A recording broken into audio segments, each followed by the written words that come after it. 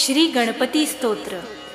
प्रणम्य शिरसा देवं गौरीपुत्रं विनायकं भक्तावासं स्मरे नित्यं मायुक्कामार्थसिद्धये।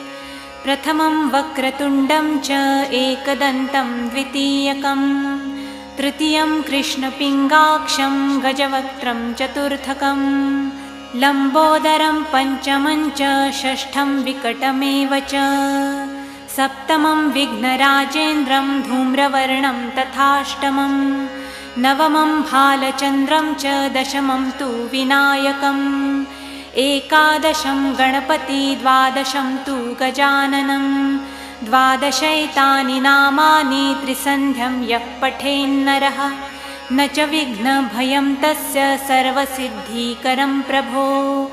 विद्यार्थी लभते विद्यां धनार्थी लभते धनं पुत्रार्थी लभते पुत्रान् मोक्षार्थी लभते गतिं। जपेद् गणपति स्तोत्रं षड्भिर्मासं फलं लभेत् संवत्सरेण सिद्धिं च लभते नात्र संशयः। अष्टभ्यो ब्राह्मणेभ्यश्च लिखित्वा यात् समर्पयेत् तत्स विद्या भवेत् सर्वा गणेशस्य प्रसादतः।